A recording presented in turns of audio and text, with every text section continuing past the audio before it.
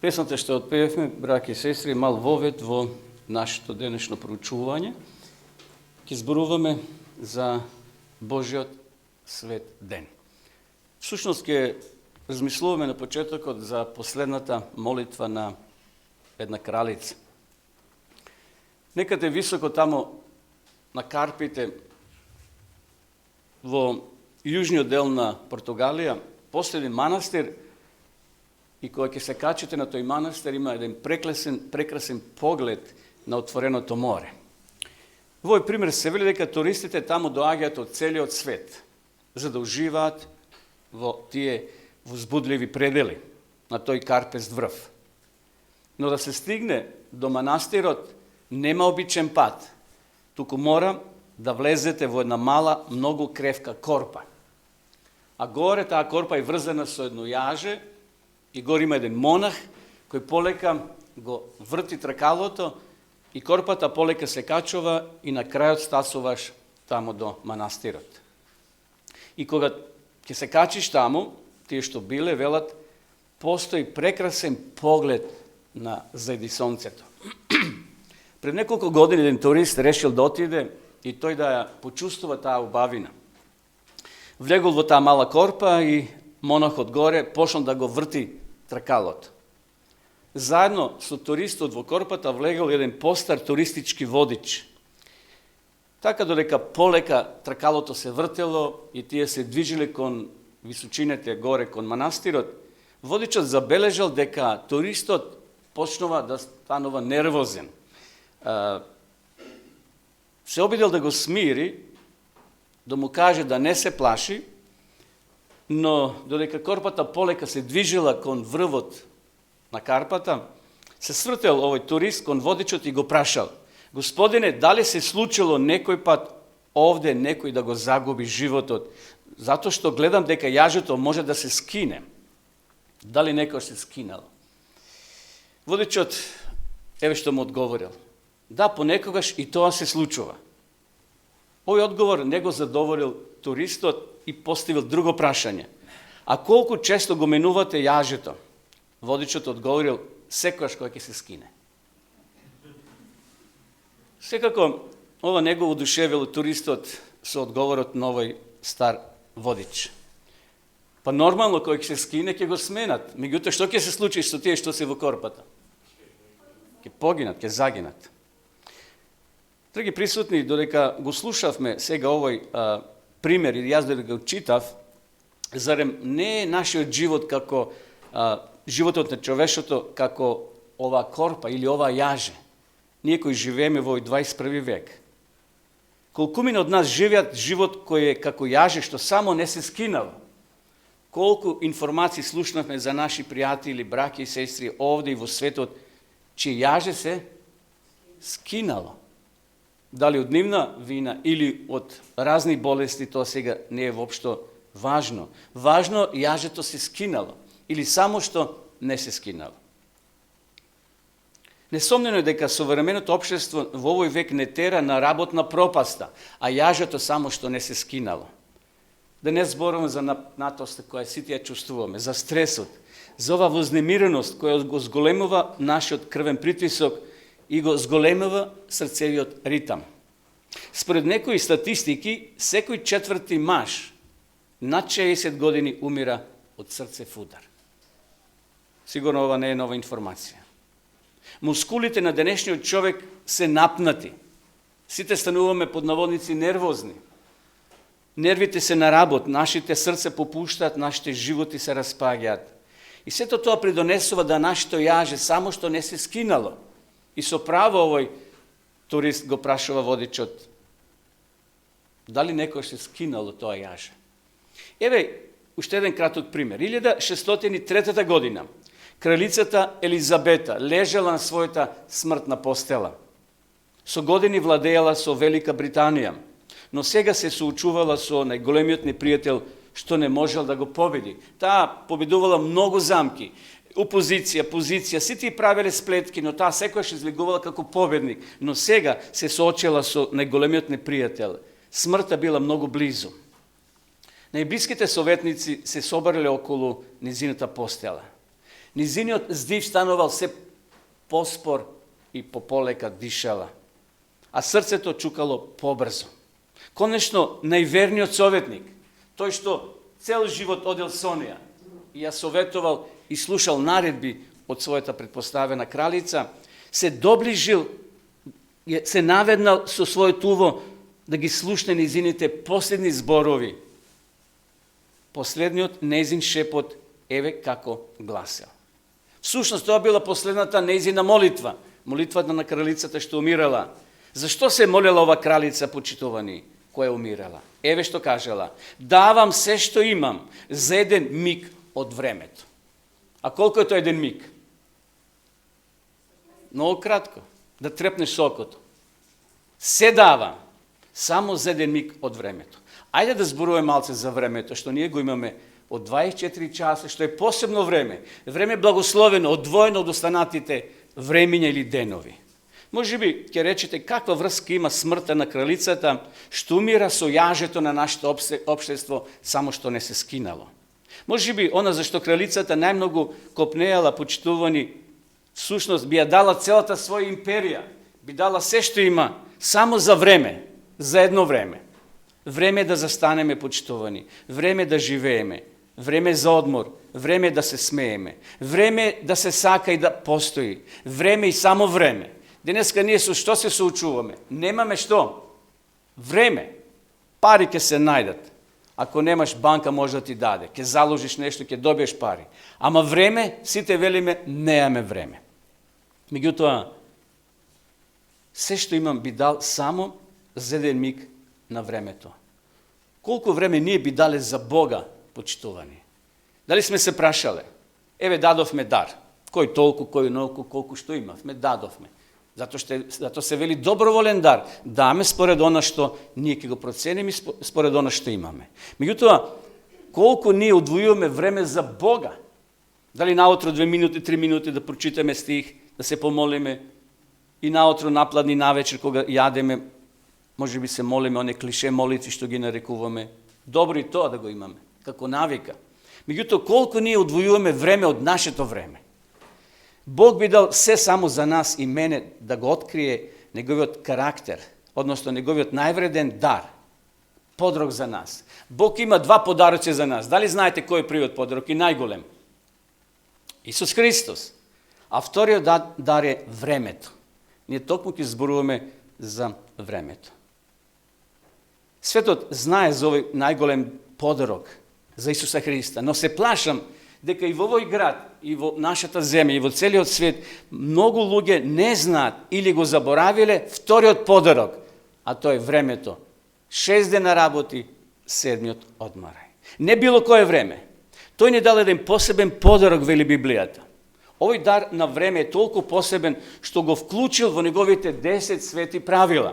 Јас ќе ве замолам да отвориме или да читаме заедно втора книга Мојсеева, 20 глава, 8 стих. Познат текст, го знаеме и напамет.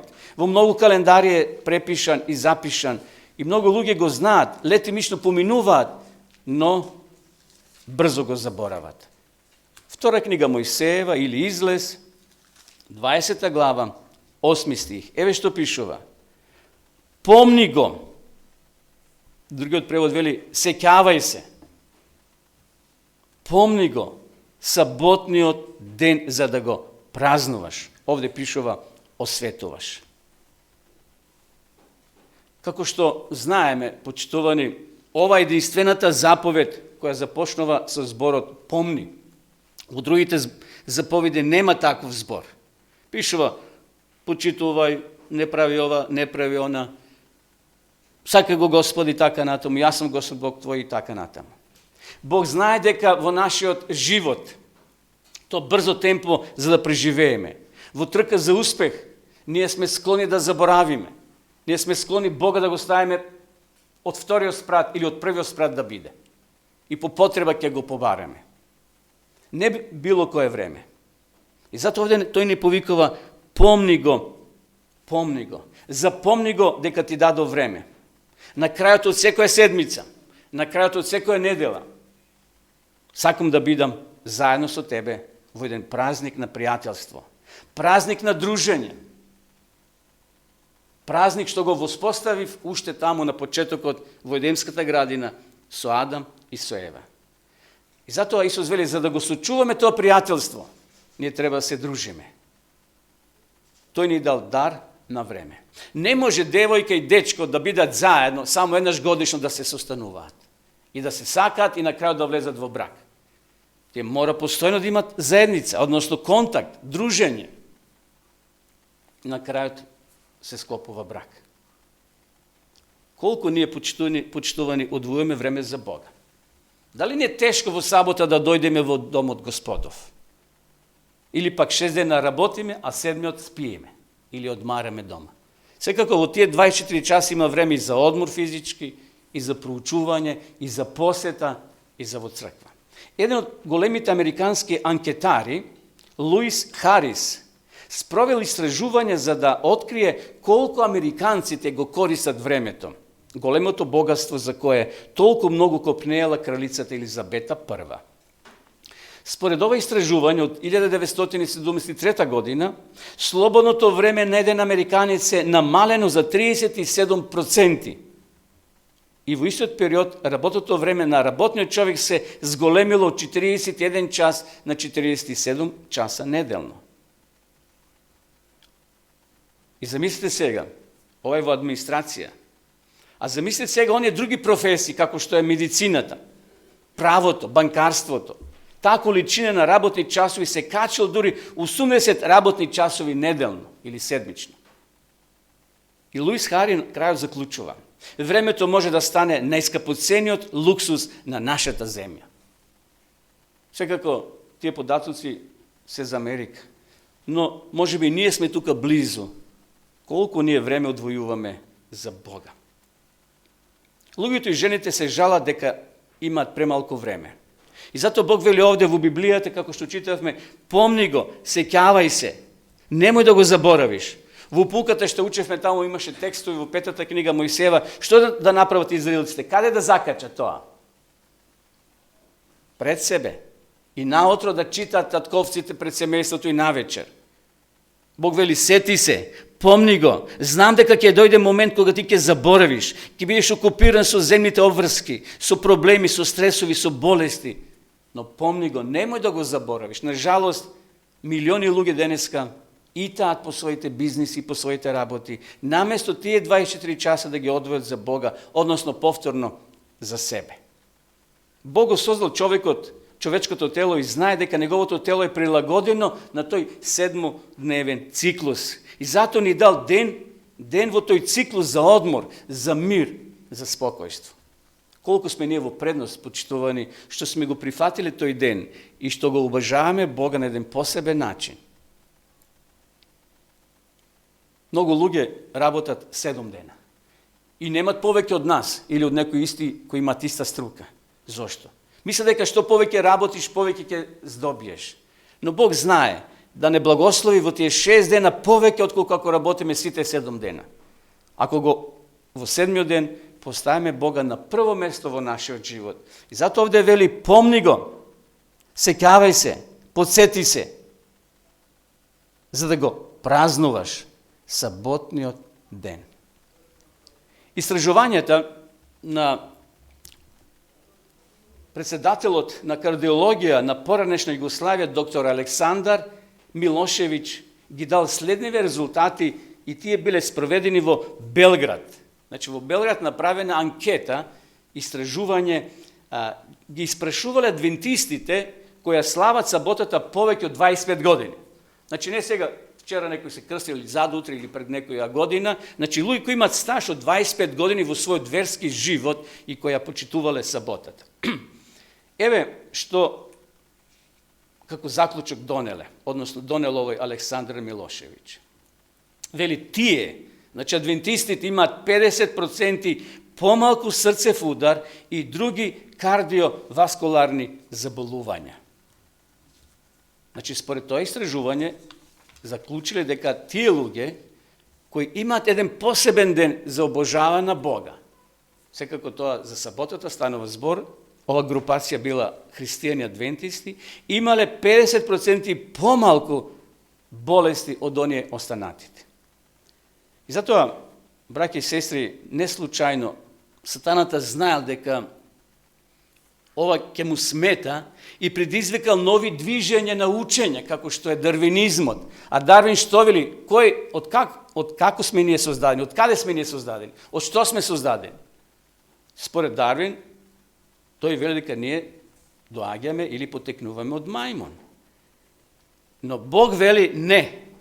Вие сте создадени според Божиот план, с Божиот програм е посебен за нас. И Бог не ставил тамо во 6-тиот ден во процесот на создавање. Кога се било готово, па и нормално, немало светлина, немало растение, немало храна, немало сонце, немало вода. И човекот доаѓа како круна. Тој е како еден стан, еве града тука, згради по Кавадарци. Ги гледаме од темел како растаат. И после известно време, зградите се готови, дури и клима е поставено, и светло, и што доаѓа на крајот како круна? Семејството, тие кои го купиле тој стан влегуваат.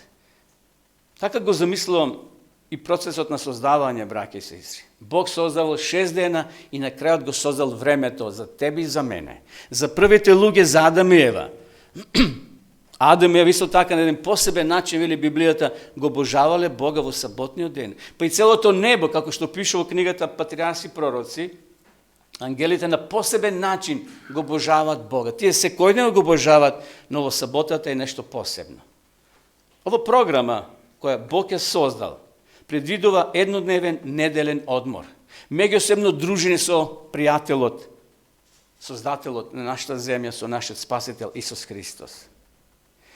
Под овие околности тие биле заштитени од многу болести. И кога читаме 5-та книга Мојсеева, односно сите 5 книги Мојсееви, повторно втора книга Мојсеева, 3-та, кога израелците патувале низ ветената земја, односно низ пустињата кон ветената земја, што им Бог ветел? Нема ни една болест да дојде на вас од околните народи кои ги имат. Но ако ги држите и се владеете според тие принципи. Но додеме еден чекор понатаму. Ние кои сме открили саботата, много лесно ни да кажеме. Меѓутоа, луѓе кои се сомневаат во тие Божи пораки и доаѓаат во Новиот Завет и се среќаваат со некои текстови за кои постуват голем прашалник. И сакам сега да помогнем на сите тие кои не слушат, гледат и за нас овде, да ги разработиме тие неколку текстови кои се така наречено проблематични и велат чекај, дошло до промена. Бог го променил тој ден. Пред некој ден имав така контекст со некои луѓе за саботниот ден. Да, вели, вие саботата е славите, но ние неделата. И зошто велам? Па знаете, Христос воскреснал во недела. И така натамо. Си зима, значи, за право тоа да го тумачат. Но во ред.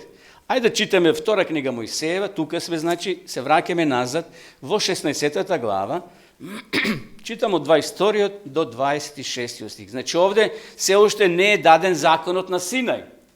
Се уште Бог не го напишал со својот прст. Читам овде извештај за животот и работата на израелците во пустињата. 16:22. Еве што пишува до 26 стих. Тогаш на 6-тиот ден, обратете внимание, кој е 6-тиот ден? Петок, собра двојно количество храна, по 2 гомора на секој. Кога старешините на заедницата дојдоа да го известат Мојсија, а тој им рече, ова е Господова заповед. Значи, Бог рекол 6 дена да собират, но во 6-тиот дупло да собират. Тоа е Господова заповед. Утре е ден на целосна почивка, не делумна, целосна. Кога се затварат дуќаните, кога тракторот е заклучен таму во дворот или таму е паркиран, кога машините мируваат, кога деловните активности мируваат. И затоа мој син вели, печете или гответе што сакате да гответе, сварете што сакате да сварите. Се што ќе ви биде одвишок, оставите го за утре. Тие го оставија тоа за утре како што нареди Мојсей. И ниту засмрде, ниту пак се појавија црви. Јаете го тоа денес, им рече Мојсей, зашто овој ден е сабота во чест на Господа. Денес не ќе најдете мана во полето. Немале фрижидери во пустињата. Немале ладилници, нити подруми. Јас знам нашите стари кога нема фрижидери замрзевачи пред 50 години. Како обстојуваат тогаш христијаните адвентисти да сочуват грав, млеко, да не им се скисне, да не им се распе? Како? Ајде стари, што мислите? Мислам по старите верници. Сеќавате како го чувавте тоа? Па тоа може во зимуници, доле, во подрумот, има и дупка ископана, кај што ќе оставиш тенџерото, ќе се снајдиш. Нема да останеш гладен. А сега е многу полесно да се сочува храната. Но овде израелците немале ни такви услови. Пече озгора, пече оздола, жешко сонце, жешк песок. Но Бог вели, нема да се расипе. Овде недвусмислено, браќи и сестри, Бог им кажува на израелците за седмиот ден во неделата и се нарекува сабота. Покрај нашиот јазик, што ние велиме за сабота, постојат 100 други јазици кои го означуваат ова старо име еврејско шабат, што значи целосен одмор. И сега, некои велат, чекајте. Да, така пишува овде. Но во текот на историјата дошло до промена. Знаеме дека се менувале календарите. Јулијански, Грегоријански календар. Точно во 1582 година, поранешниот Јулијански календар бил заменет со новиот Грегоријански календар, бидејќи стариот Јулијански календар доцнел 11 минути секоја година, од 48 година пред Христа, се до 1582 година. И така била создадена разлика од 10 дена. И како резултат на што граѓанскиот календар не се согласувал со сончевиот. И затоа Грегоријанскиот календар наредил да се додадат уште 10 дена. Внимавајте. Значи се додаваат 10 дена и така во октомври 1582 година. На 4 октомври бил четврток, а утре петок. Но 15 октомври, значи 10 дена е само додадено на бројката, но не на денот. Значи денот не се менувал. Ако тоа се случувало во четврток, ако е 25, се додават уште 10 дена. Ме сваќате во кој контекст размислуваме. Така да оние поборници кои велат дека календарот се менувал и дошло до збрка, до промена на деновите, не е точно. Се менувала бројката, но не и денот. Деновите останали исти. А други велат дека тоа не е причина, туку има сосема некоја друга причина зошто ние имаме друг ден за светкување. Ајде да видиме, почитувани браќи и сестри, што вели Библијата. Ќе спомнам 8 едноставни текстови, кои денеска поборниците за неделата ги земат овие текстови. Читаме првен во Јован 20:19. Тие текстови убаво да ги знаеме, зашто ќе не прашате и утре некои наши пријатели, а на нив им поставиле прашање други луѓе и може би се збркани, се збунети и не знаат како да одговорат. Но еде, тука сме да си помогнеме и да видиме што Библијата зборува. Јован 20:19. Еве што пишува. А вечерта на истиот прв ден на седмицата, додека вратата каде беа собрани учениците беше затворена поради стравот од јудејците. Исус дојде, застана наседе и им рече: мир вам. Кога ово се случува, браќи и сестри? Овој настан кога се случува? После воскресението. Овде вели Исус кога воскреснал? Во недела, во првиот ден на седмицата. Учениците биле од страв распрскани или собрани во некоја одаја, во некоја соба, заклучени, и сега доаѓа Исус, вели, а вечерта на истиот прв ден на седмицата. Според библиското сметење на времето, според еврејското сметење на времето и според Библијата, кога започнува денот? Со заоѓање на сонцето. Ако ова е веќе вечер овде, кој ден настапил? Понеделник. Значи, во ред, и да е првиот ден, и да се смета, бидејќи банкарското време, знаеме, од 12 ноќеска до 12 се смета. А библиско е од зајди сонце, сега ќе зајде сонцето денеска 20, да кажем 15 до 6. И завршува тој ден, отпочнува нов ден.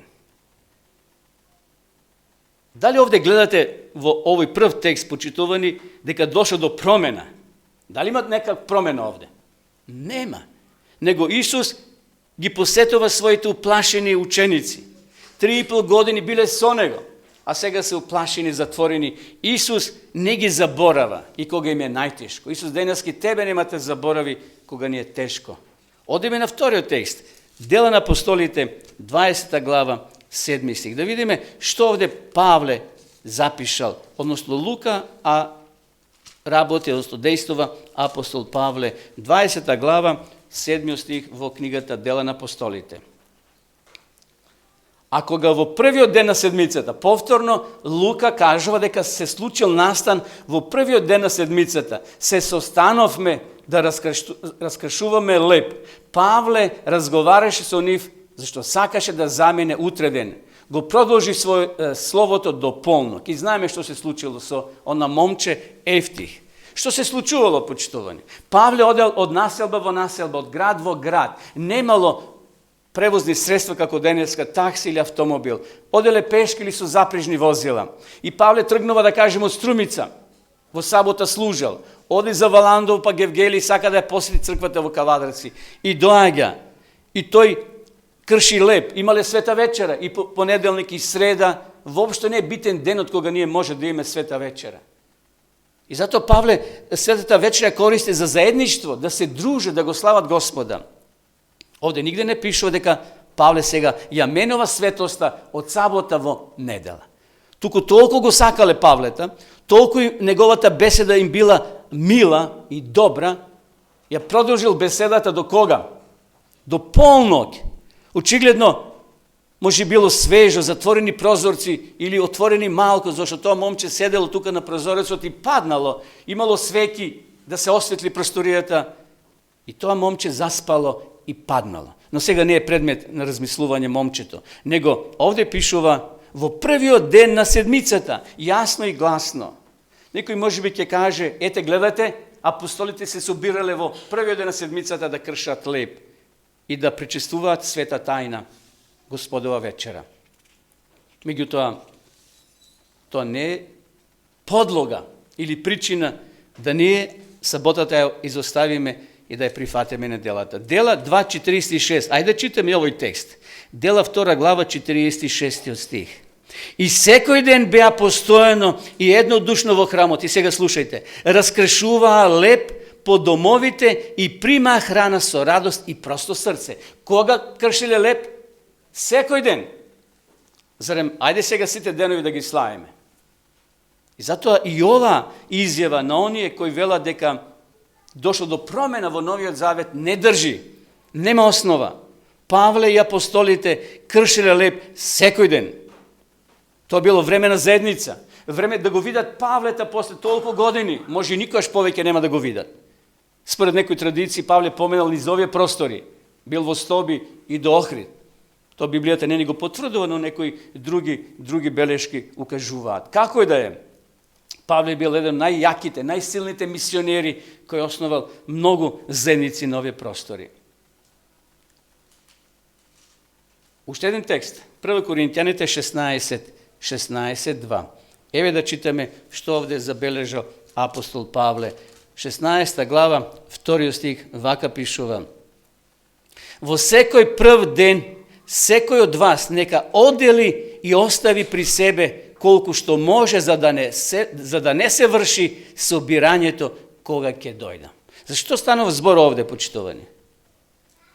Добиле апел од Иерусалим, од браќата Иерусалим. Имало потреба за помош, а македонците, иако биле сиромашни, но сепак дарежливи. Павле упатува писмо, окружно писмо до сите цркви, им вели, собирајте колку што може во првиот ден. Знаете, кога ќе се добие плата, ако не се одват за некои потреби, на 31. секако ништо нема да остане. Павле сака да им каже, одвоите во првиот ден. Штом ќе помине сабота, вие одвоите она што мисли да го дадете за верниците, за браќата во Иерусалим. Јас ќе поминам. Ќе го соберам тоа и ќе го однесам. Сосема нормално. Меѓутоа, ова не означува дека дошло до промена од сабота во недела. Всушност се чини дека Павле вели, не знам точно кога ќе дојдам да ја соберам вашата помош, што им ја праќате на сиромашите во Ерусалим. Но собирајте ги даровите, јас кога ќе дојдам. Не знам точно кога ќе дојдам, но парите да бидат спремни, подготвени, и јас ќе ги однесам. Браќи и сестри, овие текстови што ги читавме, да, ја спомнуваат неделата, први ден во седмицата. Но секош како прв ден во неделата. Дали некој од овие текстови има јасна заповед за укинување на четвртата заповед? Дали имаме јасна накана или заповед дека светоста од тој седми ден е префрлена на првиот ден во седмицата? Немаме секако. Во Дела на апостолите апостол Павле јасно и гласно ја кажува следнава изјава дава. Дела на апостолите, 17 глава, стихот е 2. Дела на апостолите 17:2. Еве Павловата изјава. И по својот обичај Павле влезе при нив и 3 саботи редом расправаше со нив во писмото. Ако Павле бил тој главниот фактор за промена од сабота во недела, Павле не би го напишал ова, односно Лука, бидејќи Лука е писател на книгата Дела на апостолите. 3 саботи Павле имал обичај, почитувани, да во тој ден биде со својот народ, со своите браќи и сестри во Христовата заедница. И сега, ако се вратим уште 2-3 глави назад, 13 глава, 42 и 44 стих, повторно ќе ги читаме овие зборови. Ако го излегуваа, ги молеа да им ги проповедат овие зборови во идната сабота. И 44 стих, нешто слично пишува. 44 стих е: а во идната сабота се собра скоро целиот град да го чуе Словото Божие. Драги мои браќи и сестри, драги присутни, несомнено е дека првата рана црква, дека апостолите ја славеле саботата како Божи ден. Во Новиот Завет има преку 80 цитати кои велат дека Павле ја одржувал саботата, ја светкувал. А некои велат, не е важно кој ден се слави, важно е на Бога да му посветиме еден ден во неделата. Но замислите девојка има 7 сестри. И доаѓа момче, се заљубува во една од нив. И закажуваат свадба. Се е подготвено. Момчето доаѓа со колата, свире таму пред куќата, да излезе неговата сакана. Но наместо неговата сакана излегува една од сестрите на неговата сакана. И таа облечена во бело, и отвара вратата и влегува, а тој вели: чекај, Јованке, па ја не те засакав тебе, ја засакав твојата сестра, како да наречеме, орхидеја. Не е битно. Ма што има врска, вели, ние сме инака сестри. Дали е таа или јас, важно една од нас. Не, излези и повика ја сестра ти да дојде. Дали бил во право момчето? Па не ли е една од нас лично, бидејќи ние сме сите сестри? Почитувани, не е исто кој ден ние обожаваме. Дали тоа Божиот ден или некој друг ден. Читавме, запомни го, сеќавај се. Ако сме искрени, верувам дека ќе кажеме денеска во нашите срца: Боже, прости ми ако те навредив, обожавајќи погрешен ден. Зошто? Затоа што тоа сум го наследил нашите предци. Тие тоа го пренеле на нас. Но може да кажеме: фала ти, Боже, за ова сознание дека и денес постои посебен ден, ден кој Господ го благословил и не е направена никаква промена во текот на историјата. И овде, еве, при крајот читам уште 2 текста во Дела на апостолите, 17 глава, 30 и 31 стих. Еве што пишува: и така, не гледајки на времињата на незнаењето, Бог сега им заповеда на луѓето да се покајат сите и насекаде, зашто определи ден кој ќе им суди праведно на целиот свет преку човекот кого го определил за тоа, давајќи им на сите уверување со тоа што го воскресна од мртвите. Бог сака целиот свет, почитувани, целиот свет да стане негов пријател во почитување на седмиот ден. Луѓето денеска, да кажеме, се изгубени во време на ова прашање. Но Бог во својата добрина, во својата милост, не гледа на времето на нашето незнаење. Тој е подготвен да тоа го избрише, да ни го прости, повикувајќи секого да дојде и да го обожава во денот кој тој го поставил. Но може би денеска ќе кажат некои: Боже, ама си строг. Биди задоволен со тоа колку добро јас ти служам. Ако не, баш ми е гајле. Не можем да ја држам таа твоја сабот.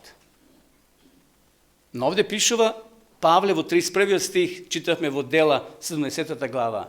Бог определил ден кај што ќе ни суди, односно ние ќе одговараме за нашите постапки. Но оној што знае да прави добро, вели друг текст во Јаков 4:17, а не го прави тоа, тој е негов грев. Бог е подготвен да ни прости и да ни даде еден нов почеток. Саботата е прекрасен подарок што Бог ни го дал. Зошто не го поминеме саботниот ден заедно во една прекрасна заедница, во еден тивок разговор со Бога. И затоа, еве, сосема на крај, Бог вели: ако ме сакаш, сети се на мојот ден, да го празнуваш, а јас ти дадов сабота да биде знак меѓу мене и тебе, да знаеш дека јас сум твојот Бог, а ти моје дете. Господ да ни помогне, браќи и сестри, и да го прифатиме со радост. И ние кои веќе го држиме тој ден, повторно да загрееме таа наша љубов кон Бога. Да не ни биде досадно, да не ни биде тешко. И оние кои може би утре ќе го прифатат тој ден, да не се плашат, зашто на наша страна е Бог. На наша страна е нашиот Спасител. Еве какво ветување дава Господ. Господ го дава следно ветување и со тоа ветување ќе завршиме. 41 глава Исаија 10 до 13 стих. Не бој се, зашто јас сум со тебе. Не обрнувај се исплашено, зашто јас сум твојот Бог. Јас ќе те крепам и ќе ти помогнам. Те потпирам со победничка десница. Ете ќе се засрамат и ќе се смутат сите кои беснеа над тебе. Ќе бидат уништени и ќе пропаднат оние кои се спорија со тебе. Ќе ги бараш твоите противници, но не ќе ги најдеш. Ќе бидат уништени како да не постоеле. Оние кои војуваа против тебе. Зашто јас, Господ, твојот Бог, ја крепам твојата десница и ти велам: не бој се, јас ти помагам. Нека со ветување и ние завршиме денеска, но да со свесност дека Господ определил свој ден, ден по кој ќе го препознае својот народ, кога тој ќе дојде наскоро нова земја. Нека мој слава на големиот Бог. Амин.